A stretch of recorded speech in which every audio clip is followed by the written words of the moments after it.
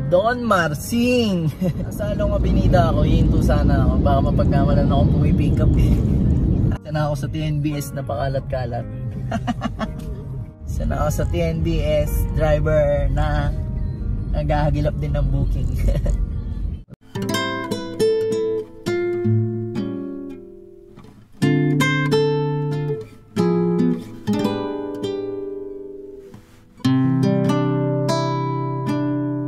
So what up is guys, it's your boy Dane Ringor Vlogs. What's up mga kapips? Welcome back to our 4-wheel delivery.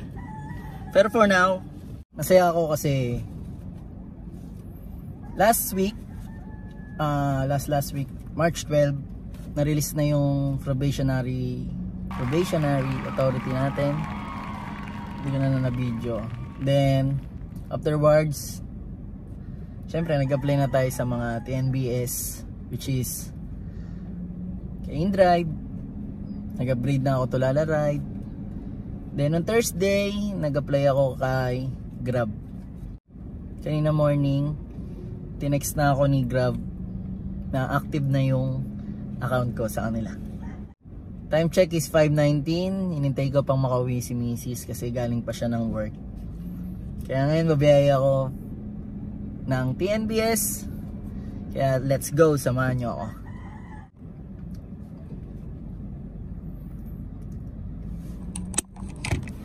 So ito, go-open na tayo ng apps. Hi Grab. Yun, nakita nyo ba yung yan? Eee! Mag-online na tayo. So may self-verification. Picture muna tayo. Up.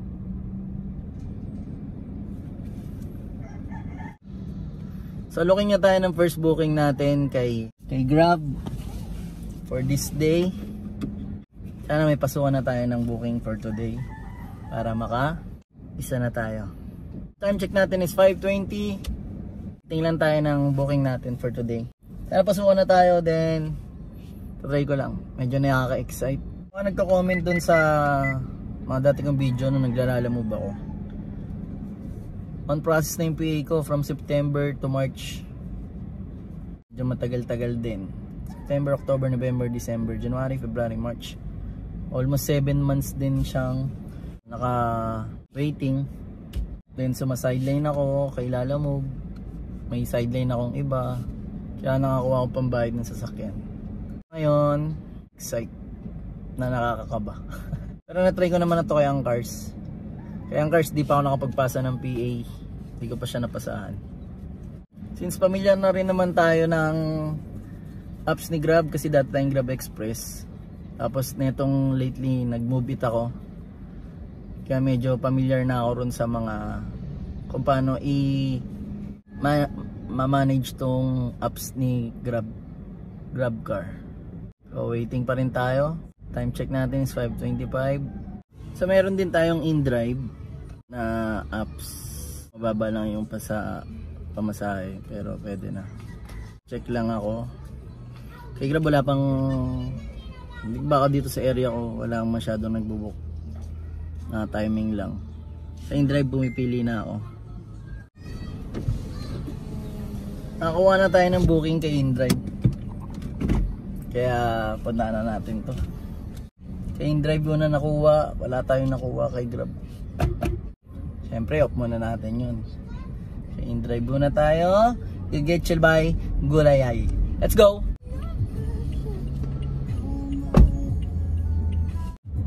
First ride natin kay InDrive. Okay na. Check naman tayo ngayon kay Grab. Kasi yung nakuha natin InDrive. Mesa hanggang Krami lang.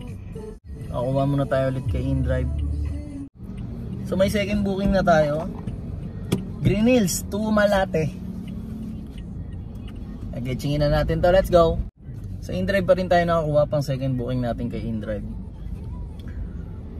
From Logang Cafe Green Hills to Palacio de Maynila for 318.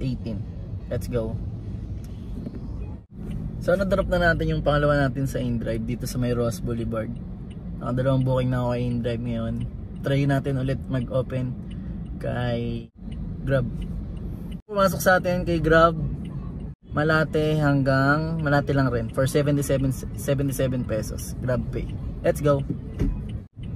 Kapin na natin ito. Drop na natin agad si ma'am for parang 2 kilometers lang natin for 77 pesos. Pero 82 yung nakita ako sa may. So may first booking na tayo kay Grab. Kaya tingnan natin kung makakuha pa tayo kay Grab. Pero pipili na ulit ako kay InDrive para medyo maano na rin. Time check natin mag 8 na, 7:45. Passenger is sharing their location. So nakuha na tayo ulit kay Grab. Pick up lang dito lang sa Pedro Hill to Santa Cruz. Let's go. Drop off done tayo para kay Grab. Dalawa na tayo kay Grab. So open tayo kay InDrive. Baka may makita ulit tayo.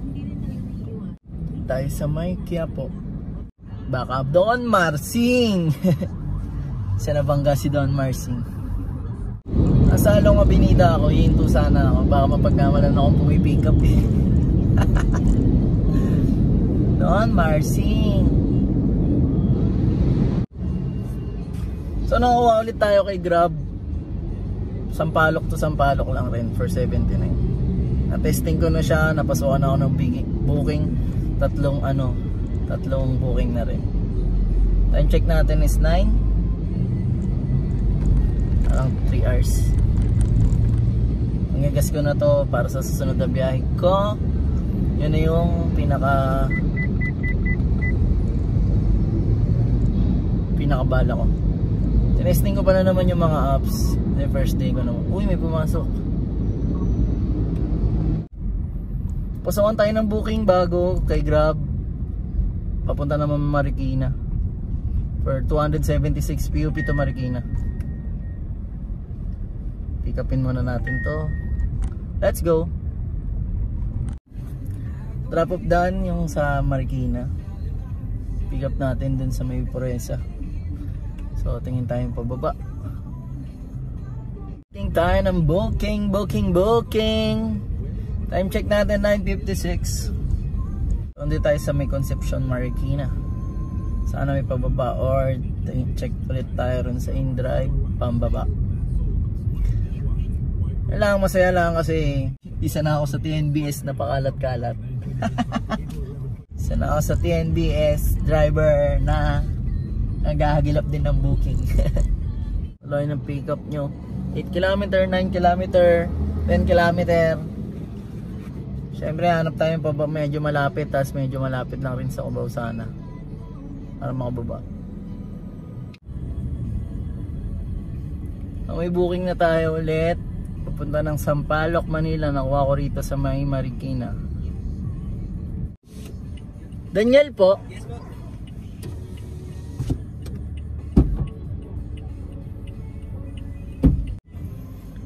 Wrap up done. Nandito na tayo sa Sampaloc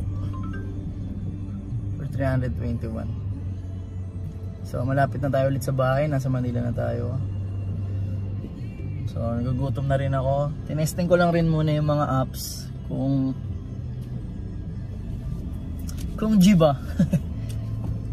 Tsaka wala naman akong gagawin kanina kaya binayayan ko na lang rin. Both side InDrive and Grab. Nabiyayan ko siya both. Mga 4 digits din ako. Remaining time ang oras natin is 10:50. So turn off ko na to. Pero check ko baka sa InDrive meron pa kahit anong San Juan kung may makuha tayo. Pero malapit na lang rin naman tayo sa bahay. Hindi naman sa papaalam na ako kay Lalamove kasi magagamit ko pa rin siya if ever. Katulad nung ginagawa ko nung dati kay Grab Express, may Lalamove din ako. Antayin ko lang yung unang pick up ni Grab. Tapos after that, isang sinasabayan ko ni Lalamove. Pero syempre, nasa TNBS na tayo. Hindi na tayo pwede mag-double booking dito. Yan lang, pag napalayo lang, if ever, kuha tayo kay Lalamove, baka may makuha tayo. Pababa, yung ganun. As of now, para sa akin, TNBS. Mas mabilis. So tinamin ko lang rin sa gabi, tinesting ko sa gabi, walang traffic. Araw natin pala ngayon Monday. Basta kung saan wala akong apps na bibitawan, basta kung saan ako kikita, saan ako kumikita, saan pwedeng kumita, banat yun. Wala naman tayong kalaban dito eh. Wala tayong kompetensya dito. Ang pinakakalaban talaga natin dito, sarili natin. Kasi sipagin tayo kung tatamarin tayo, kung kailangan natin kumita. Siyempre mas masarap pag napapagod ka dahil sa nagtatrabaho ka. Mas masarap yun. Kasi after than that, yung pagod mo, pag may pambili ka ng masarap na pagkain, solid na yun eh. So ayun, umabot ka rito sa video na to, maraming salamat sa'yo. Sa'yo. Salamat sa panonood. Simulaan lang ulit to para bumakbak tayo araw-araw kay Gojo para makabawi-bawi naman. Mga nakaraan kasi puro 2 wheels na yung binabiyahe ko eh. Move it na ako eh. Since dumating na nga yung papel na pinakihintay ng mga gusto mag-apply sa NBS. Tulad ko ngayon, medyo kailangan pakpukan, sipagan. Gamitin natin sa tamang paraan. Yun, shoutout kay Louie De Los Reyes 742. Maraming salamat Paps kung mapanood mo to. Shoutout sa'yo. Shoutout ko na rin yung mga bulong sa akin. Albert Dominguez, Paps, shoutout sa'yo. Shout tayo soon. Tito Ton Marpil, nasa Guam. Ingat ka lagi dyan to. Maraming salamat. Don't forget to like, comment, and share. And hit nyo na rin yung bell button para updated kayo sa mga video ko. This is Dane Ringor Vlogs. Ka-ciao.